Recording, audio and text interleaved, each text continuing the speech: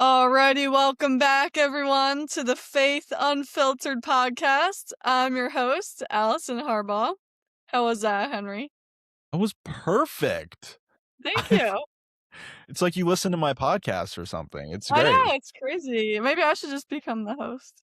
Yeah, you pretty much should. Luckily, today you're my co-host, which is absolutely amazing.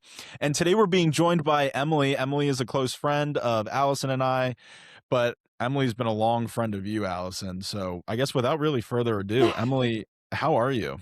I'm great. I'm so excited to be on here with you guys. This is so fun. I know. I'm just gonna be real quick. I mean, this is take two. This is take two of this podcast. Absolutely mind blown. Whenever Allison is on a I podcast, know. Wi-Fi always cuts That's a out. bad juju I'm sending through Okay, the It is extra so energy, bad. double energy now. Yeah. It's so bad. Oh It's my even gosh. better now. Yeah. Yeah, I know. But, all right, I guess without further ado, Allison, take it away. All right. So, our topic today is surrendering to God, but we're also just talking to Emily, our good friend. So, Emily, we met in high school, and fun fact, Henry and I met at the Purpose Conference, which you like birthed basically, which we'll talk about. So you kind of introduced us in a weird way, which is Full credit. I amazing. take full credit for that. Yes, Yep. as you should. So the first question we wanted to ask, just to kind of get things started, was I remember in high school when we first met, like you were really the first person our age that I met who was so joyful and excited about their faith. Like I feel like, we went to a religious school, St. Paul's, and everyone, you believe in Jesus and who he was on earth and he's our savior, but like no one else really took it further than that. But you were the first person our age, who I really saw embracing and like acting out their faith and doing something about it. Like I went to my first Christian concert with you, Yeah, which that's was so so fun. We fun. went to a few good ones, and you really ignited that for me. I was like, wait, it's actually cool to be a Christian, you know? So, what was your kind of early faith life like as a kid in high school and everything like that? Yeah, I was baptized Catholic when I was a baby, grew up Catholic, went to Catholic elementary school, always went to church every Sunday. But it was high school. Around the time I met you, actually, is when my faith started to become my own. We switched churches, so we started going to church in the Nativity, and I joined their youth group program. Thursday nights was the night, best night of the week. We'd go to youth group, and then Sunday was weekly mass. So being in that environment and kind of what you said, meeting people my age who were on fire for God and just excited to be talking about it and growing in it is what ignited my flame. So I did confirmation there, ended up interning at the church, then working there, getting to grow in my faith in all these different ways of working in different ministries through the church, and then eventually doing the Purpose Conference, like you mentioned, for young adults. That was really cool too, because I like having each phase of life, you have people your age to grow through it with. So I loved Purpose for that sense and getting to do that with you guys. So, and now I'm a campus minister, so I get to keep talking about God all the time, which is awesome. So yeah, just being surrounded by it. Mm-hmm. So what sparked the Purpose conference idea for you? Yeah, so back in, gosh, what year was that? Several years ago now.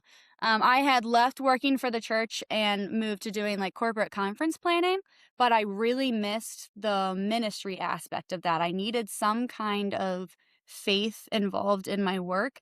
And I feel like my purpose was to bring other young adults to Christ. And so I was actually sitting at Mass one time, and the pastor was talking about fulfilling your purpose and not being scared to do whatever it takes to reach that purpose.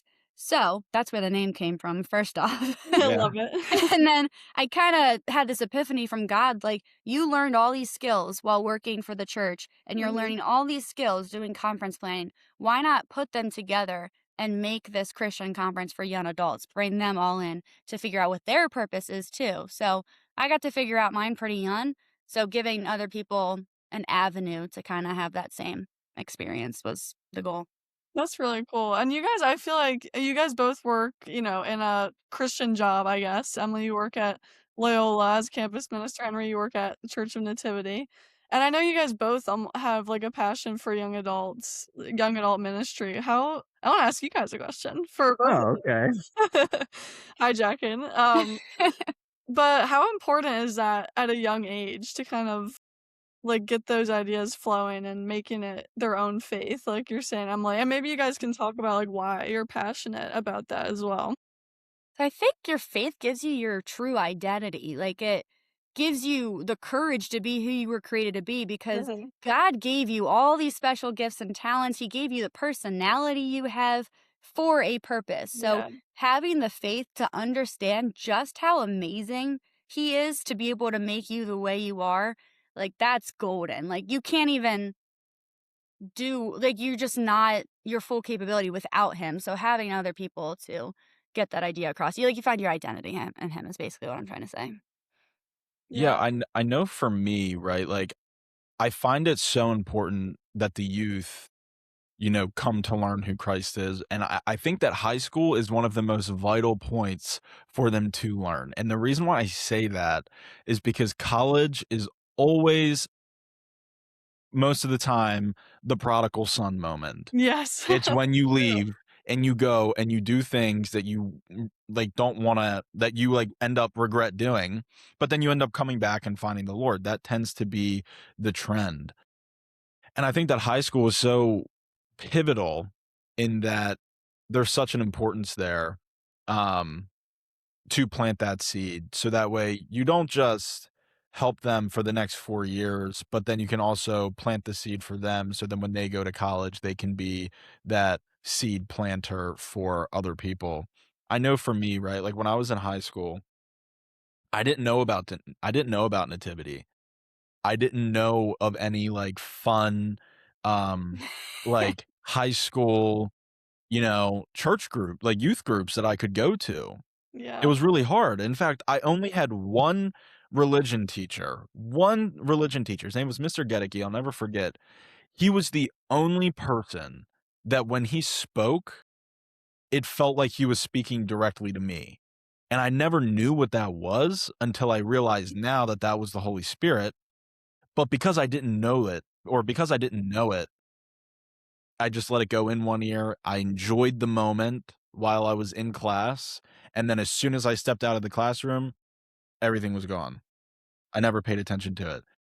And so if I would have had a group to hang out with that was involved in their faith, I would have come back to the faith much sooner, much earlier. And so I think that's why it's so important that high school kids, or at least that's why I care so much. Same thing with you, Emily. I mean, honestly, Allison, I know you care a lot too. It's like we all care. At the end of the day, we all care. We all care just about like the youth and the zeal that they have when they And I come think back. it gives them the foundation. Like when they're in high Yeah. school, they have that structure to be able to have the time built in to have that foundation going. Because when you go to college, you're in a whole new Mhm. You're environment. You on your don't know own. anybody. You're Mhm. lost. But if you have that foundation of Christ already made, that's going to set you up for college and then beyond and make it so much easier. Yeah. No, it's actually so funny and sort of like the way that you mentioned that. It really does set you up. This is more so just a joke what I'm mentioning, but Sure. this is what my dad says all the time. My dad'll, like, see good things, I guess, come my way, and my dad'll always say, "Henry, I swear God has his favorites." I'm like, "Well, no, that's not true." I'm like, "That's not true." But it's like you see just, like, a lot of, like, good things come your way when you submit. I Mhm. think you also notice those things more too, like, you Yeah. have a glass half full perspective and you have, like, I know I always pray, like, "Lord, give me the eyes to see you and the ears to hear you," so it's like you notice him in the everyday moments, and it just makes you more joyful when your heart's open to him and you're kinda looking for those God sightings. Yeah. Yeah. It's No, like the absolutely. awareness comes. I saw this quote the other day that's like, the amount of blessings in your life is you taking the time to actually notice them. So, like, having that awareness, like, God's in every moment. You just have to choose to see it. Mhm. Mhm. No, I think that's amazing. So, Emily, last year I helped you out with the Purpose Conference, and it was an interesting time. I mean, you and I were able to have some fairly like deep conversations, but one of the things that I see is obviously you were already in the faith. clearly. I mean, for the conference that you're throwing and the drive that you had to put on that conference. So it was very obvious. But over the last few months, you know, I've seen you surrender more, which has been really interesting. And so I wanted to ask, like, when did you first realize that following God would require you to actually surrender something? Yeah. I mean, it's been a whirlwind of a year, so just having things pile up one after the other. I just finished college. I was trying to find a career that I wanted to do, but there weren't any positions open at the time. Like I had loss in my family. My grandma had passed away. I'd gotten out of a long-term relationship. Like a lot of stuff had been going on, and I felt completely out of control, but I wanted that control so bad to just have everything peaceful, have the joy back, but it wasn't until all of that came crashing down and I could see that something had to change. I had to do something to change. And it wasn't actually until I noticed in the good moments that God was there and God was present. So I see it most in the moments with my friends that God is the reason for the joy and the peace in those moments. So I had this moment where I was like, that needs to happen on all the other areas as well. So let's invite God to all these other areas where I'm struggling, where all the anxiety is, where all the fear is, and have him into those moments. So that was my moment of surrender. Like, just bring him along with you. Come with me, Jesus. That's my tagline right now. Mhm. Come with me, Jesus. Invite him into everything. And that's kind of how I surrender, by allowing him into each moment and to have power over that moment. That's No, really that's cool. great. What are some of the things that you do like day to day to continue to allow that surrender moment? hmm Yeah, so once a week, I do have a spiritual director now. It's my coworker, which is really what got me started on this journey, I think. That's when it really clicked that God is the one who's going to provide that peace and joy. Because I look at him and I look at other people in my life that really show the fruit of what comes from surrendering. So seeing all that has inspired me to do things like do the spiritual direction meetings, read my Bible each morning. I mark on my calendar the first 30 minutes when I get to work is just for reading scripture. So I dedicate the time to doing that. I started serving at church again. So I'm trying to put my faith back into action. I do things with students at school like Bible studies, small group discussions, even just having casual conversations about faith in the hallway. It's just like little things throughout the day. It's not like a big, grandiose thing that I'm doing. It's a bunch of little habits that are building up, stacking on top of each other. One of the things I just thought about when you mentioned that is what hit me was when you said talking about faith to students or whatever, like, in the Mhm. hallway. I Yeah. think that the beauty behind the role that you have is, like, some of the authority that you have as well, because in that way, you are able to openly talk to somebody about faith, and because you are of authority, they are more intrigued into what it is that you're saying. Mhm. Which I think is really fascinating. I know that's how I would have been when I was in high school if someone, whether it was a teacher or a campus minister who if they would have approached me and talked about faith, I would have been very intrigued because I would have Mhm. felt special that I was being, Yeah. like, being picked out of everyone else to talk about this, Mhm. and that would just, like, really describe, like, a really cool God moment. So that is really cool. What would you say was one of the hardest things for you to place in God's hands? I think just my comfort. I'm not someone who likes to step out of my comfort zone very much. I like to have my routine, my schedule. I didn't like to do things that scared me. And most of that was caused by anxiety, which was relieved when I surrendered to God. But um, yeah, losing my sense of comfort was the scariest part of it all. Nobody likes to be uncomfortable. We're human. Like, we like to know what's going to happen when we do certain things. But trusting the unknown was very difficult to get my head wrapped around. Yeah. Yeah, trusting the unknown, that is something I am still trying to wrap my mind around. Into the unknown. Isn't that from Frozen too? Maybe not the second. Sorry, guys. I I mean, Allison hears about it all the time. I mean, when I'm complaining about the unknown, Yeah. Allison is one of the first people to hear Oh, about yeah. it. She takes the brunt of But it. Well, it's you know what actually kind of changed my perspective on it? So actually for purpose, the verse that we rooted the conference around was Jeremiah 29:11. For I know the plans I have for you, declares the Lord, plans to prosper you and not to harm you, plans to give you hope and a future. And all that time, even up until a week ago, before I saw what I'm about to explain, I I'm took that excited. verse as though God planned everything, as though, like, he's gonna put you through the trials and tribulations, which sometimes there are testing phases, but he's not the one giving you anxiety, you know? But Yeah. this commentary I saw rephrased that verse to say, God knows these things are going to happen to you, but he has a plan to carry you through it and to make you stronger on the other side.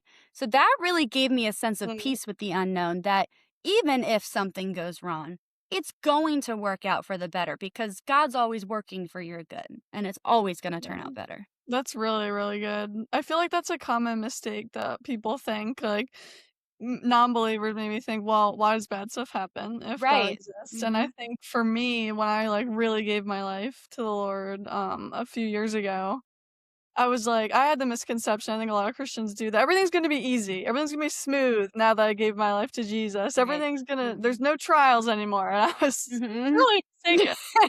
Actually, Jesus says that we're probably gonna have more trials, Mhm. when we're Christians, so Yep. I think that's very true, and it's like I heard, Rick Warren say this one time, I'm gonna try to get it right because I feel like I'm gonna butcher it, but so when you're with God, you can bear anything, but when you're not with God, nothing's bearable because there's, Mm. like, no purpose behind the suffering. Absolutely. I feel like what you're saying, it's like you have that foundation and that rock, and you also know and I feel like you also, like we were saying, have the eyes to see, "Okay, why is God putting me through this? Or why is he allowing this to happen?" It might be, like, his permissive will, not his direct will, and it's like, "Okay, what am God, just show me what I'm supposed to learn out of this. How am I Mhm. supposed to grow to become more sanctified?" So Right. having that in touch with your spirituality, I feel like is huge. And that kind of goes with the whole faith over fear idea, that you cannot be faithful and fearful at the same time. Like it's one or the other. If you are firm in your faith, there's no room for fear or anxiety or anything of that sort. But if you're fearful, then your faith clearly is not firm and strong. So it's like, which one are you choosing to be today? It's an Mm. active choice to keep going with that plan. Yeah, I'm about to blow your guys' mind. Ready? Let's go. Let's go. Do Here. it. Please Yeah. do it. Guess how many times the words "fear not" or "be not afraid" are in the Bible? 364. 65. One for each day. Oh my god. The 2 days we're gonna have fear, sorry. 2 days we didn't account for. Maybe it's a leap year. Sorry, guys, you have to be afraid today.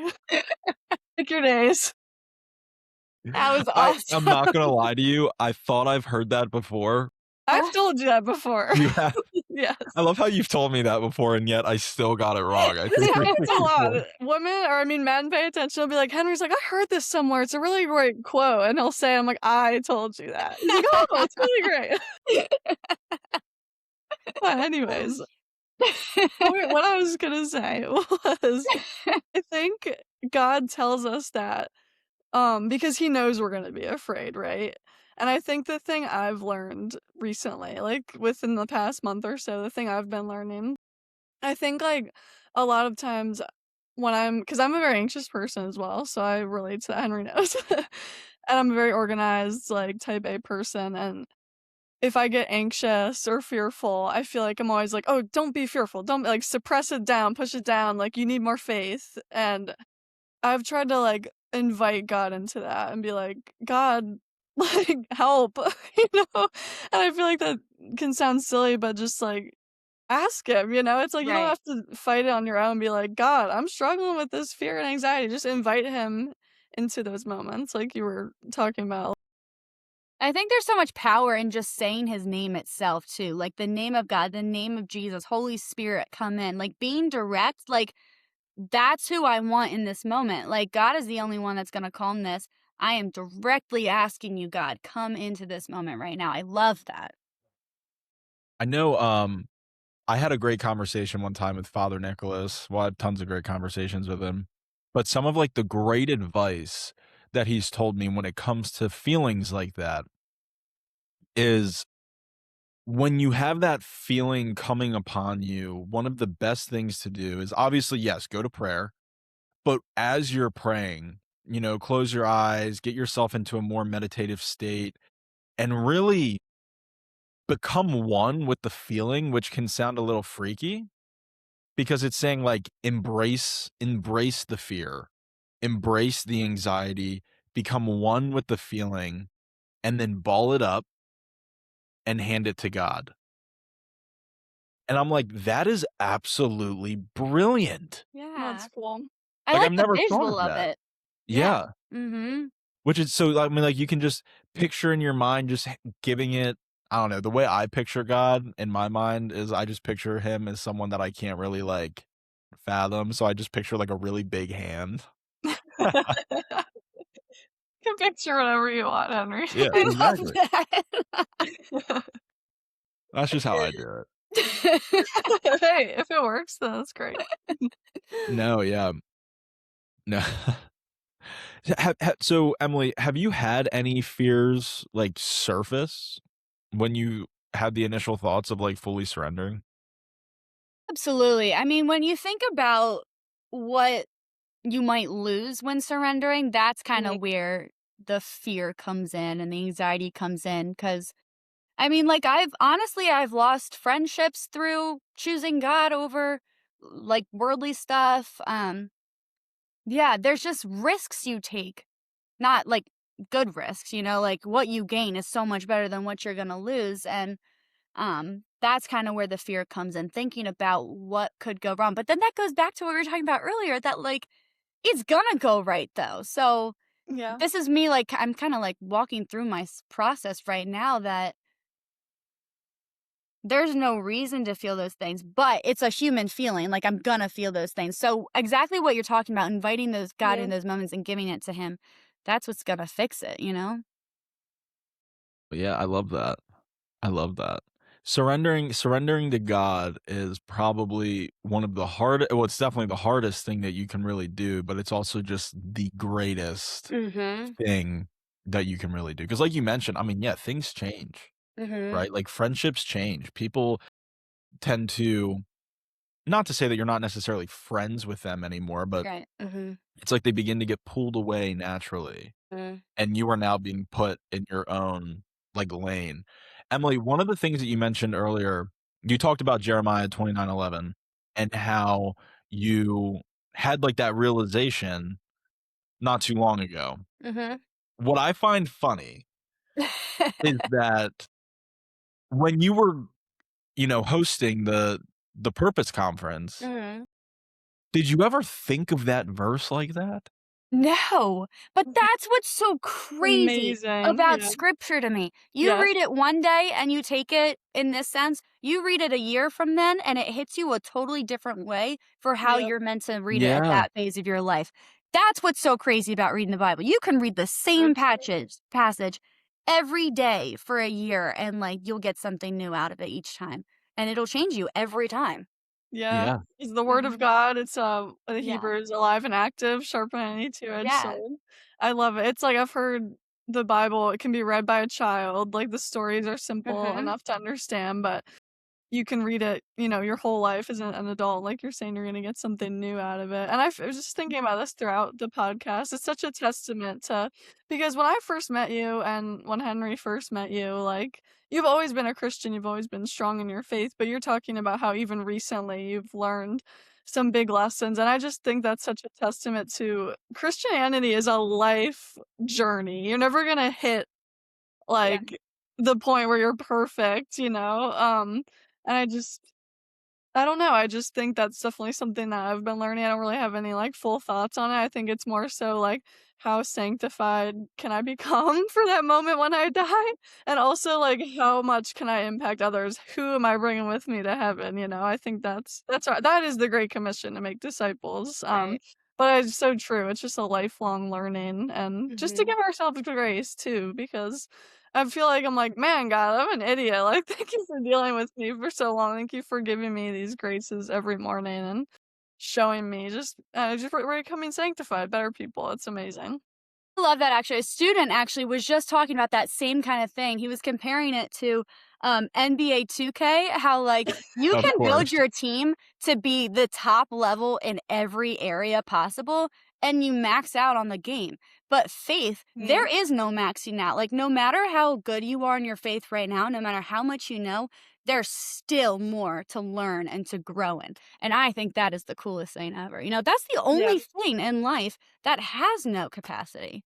I think even in other religions too, it's like, you know, you're trying to achieve dharma or enlightenment, Mhm, like in Hinduism, Buddhism, and it's like God knows Christianity is the only religion where God knows that we are not perfect and we're sinful and we're never gonna mhm. be like him, you know, or we can be like him, but we're never gonna be God, I guess. We can never hit that because we're human and it's a broken Right. world. And so it's Yeah. like we're never in every other religion I see, at least, like you always have to climb up the ladder to be worthy of God's love, but like God, I mean, gosh, he reaches his hand down to us and he was born in a barn and crucified, the most like disgraceful death, and Jesus just lived with the sinners and the tax collectors, like, he did all that, he humiliated himself on earth. He was the biggest fool to, simply have relationship with us.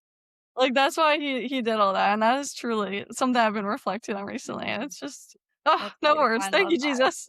that. No, I mean, Allison, like you just mentioned, I mean, every religion is man trying to get to God, and Christianity is the only religion where God comes down for man. Yep. Mind-blowing, Yeah. mind-blowing, and That's what's why fun I too or go sorry, ahead. go ahead. Do you know the Michelangelo painting, The Creation of Adam Hands, where that's my Yeah, favorite painting because like, God is reaching out. You just have to Yeah. reach a little more to get back to him. Yes. I've Love heard that. that. It's like that theory because they're an inch apart, right? Uh-huh. Yep. And so it's like we have to actually reach Yeah, that he's little bit. there. You just have to reach back. Yeah. Yeah. yeah, I okay, so going off of this point, in Proverbs, very early on, obviously, it's talking about seeking wisdom and, wisdom is like, I mean, fear of the Lord. I mean, when you have that fear of the Lord moment. But one of the things that Proverbs also says is, "When you search for me like you would silver." Like, I took time to, like, think on that, and it's just mind-blowing. Yeah, you're right. When you talk about you just needing to reach out, it's like, when it comes to, making money, making a living, it's like you're willing to bust your tail to make the money. It's the same thing that we have to do to reach and make that connection with God as well. It's like you have to work for, you know, getting a better and bigger understanding of who God is. I mean, granted, you'll always be at the tip of the iceberg. You will Mhm. never descend past that. Right. But it takes effort, you're right, like and you think about it to things in your life, however hard you work to get to the championship in whatever sport you play, however hard you work to get that paycheck that you really want, to get that degree, anything, it takes effort. So why would you not put the same amount of effort or Mhm. even more effort into reaching God? Like, that's just crazy to think about. It Yeah, really is. faith is like a muscle. It's like the more you work it and the heavier you lift, like, the more it grows, you know? Yeah. And, I heard this really from one of my teammates one time. She said, "God is a gentleman. He'll never force himself on you." And that's kind of a funny thing to, like, think about. One second. But it's true when you think about it. It's like you really do have to make that effort, like, he's never Mhm. gonna that's why we have free will, and that's why when you do make that effort to Mhm. invite him into your life every single day, like a daily surrender, that's why it is, like, so fruitful. Mhm. Absolutely. Well, now that you just mentioned that, I just wanna nerd out for a hot minute. Uh-oh. What can of worms did I just open? No, so we had this conversation, during one of my small groups, um, like my young adult, like, small group, not, like, the high school small groups, but on Monday nights, my small group and I meet, and we got on that topic. It's like, why would God allow people, to go to hell? And Allison, just like what you mentioned, yes, God is a gentleman. He will not force himself upon you, right? I mean, there are obvious boundaries in a relationship between a man and a woman. Nobody should be forcing themselves upon another. And if one wants out of the relationship, it is weird if the one who doesn't want to leave is like, no, you can't. You can't. This I'm is I'm really I'm with funny in the you. context of God. I love it. No, yeah, Exactly. it's true. This is where it was going, Yeah, but this is awesome. No, this is absolutely phenomenal. yeah. And so in the same way, this is gonna sort of blow your mind in the concept of, like, of hell, I guess. But it's like, when people choose to reject God, it can seem harsh at the fact, they just so happen to go to the eternal fire. But it's like, Oof, bring some sunscreen. yeah, yeah, bring a lot of Sorry. sunscreen. It's God's way of saying, Mhm. "No, like, I love you so much, you didn't want me on earth. I will put you somewhere where my presence is not there." What's I that just got phrase? chills. Yeah. What's that phrase that you say, Henry? Hell is locked from what is it? Hell I think it's a quote from C.S. Lewis, and it says, "Hell is a door locked from the inside." Mm. And it's profound. It is That's absolutely profound, but crazy. it's the idea of, like, when you die, your soul becomes fixed. We It's like have this when whole life to determine. yeah, Mhm. it's like in the Old Testament, excuse me, in Exodus, I've been reading that, and it's like God is a loving God, but He's also a just God. It's like if you continually, time and time again, choose idols over Him, choose to worship things over Him, prioritize, and just basically ignore Him, completely shut you out, or shut Him out. Like He's gonna give you what you asked for, essentially, eventually. But the good thing is, wrapping it back to what we were talking about in the beginning, prodigal son time, anytime. Doesn't matter if it's the last day of your life, like, you can turn around and go home, and he's gonna welcome you with open arms. Doesn't matter what you've done, does not matter. It's like, I mean, how much I've been blessed with a great dad in my life. I know you guys have too. Like, how much would your father welcome you home after not seeing you in ages? Doesn't matter where you've been, what you've done, they're gonna be happy to welcome you home. How much more is our Heavenly Father gonna do that? Yeah, it's absolutely beautiful.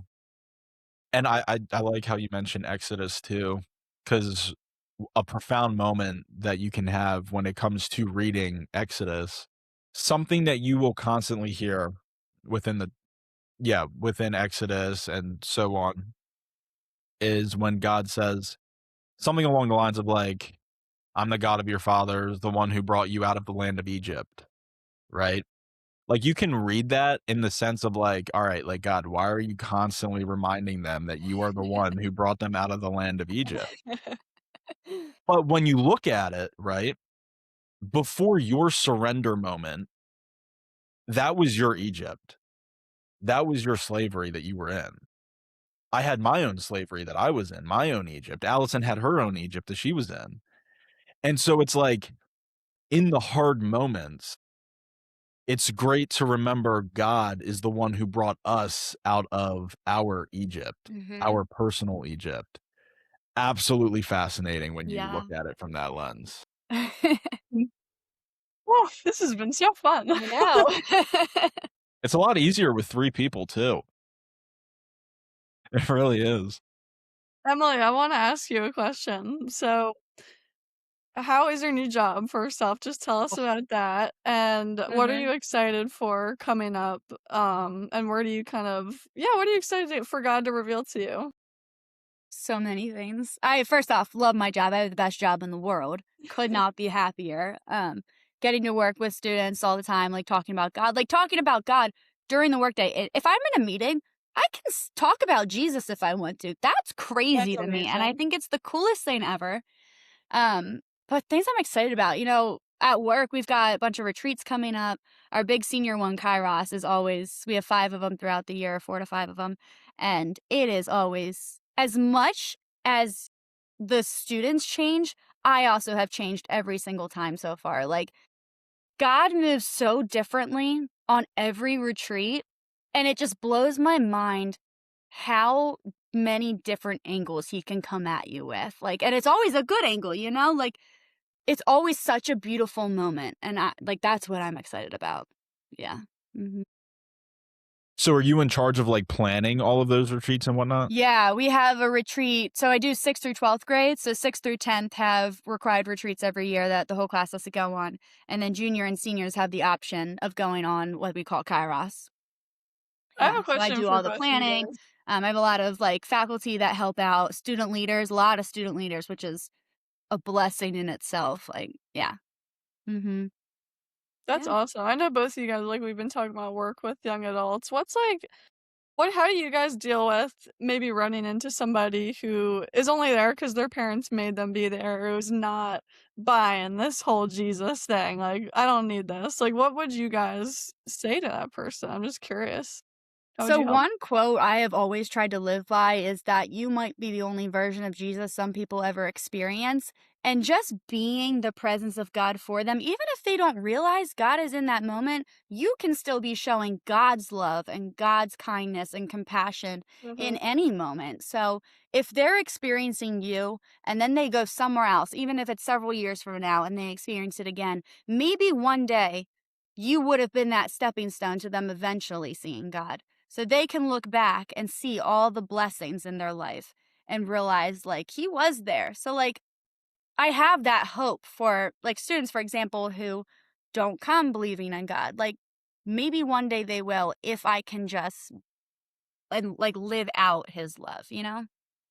Yeah, absolutely. I know I'm about to steal Henry's thunder a little bit here because you are the first one. You can jump in if I'm, like, butchering it, No, you're but good. you're the person who told me this initially, and this is exactly what you're talking about, Emily. It's like, if Christianity, we're thankful enough to live in a country where we can freely express our faith, but, if Christianity was totally illegal in the United States, would they have enough to convict you on it? And I'm just like, "Wow, that's," and Henry, I don't know if you have a point on if I even said that right, but that is No, you really said it what you're perfectly. saying. I got that from Father Mike Schmitz. There you go. No, yeah, Yeah. or go ahead, sorry. No, that's it. I was just Yeah, agreeing. no, it's really phenomenal because we live in a the West is very interesting, and when I say West, I'm just gonna say the United States. The United States is in a very interesting spot, and the reason why I say that is because there are a lot of people who claim to be Christians, but like what Alison said, if Christianity was illegal, they would not be able to be convicted for it, and that is frightening. Now, when I consider the West, I had a good conversation with this about not just with Joseph, but also with my friend Solomon as well. How much danger the U.S. is in spiritually. I say this spiritually, or not even just the U.S., but also just the West in general.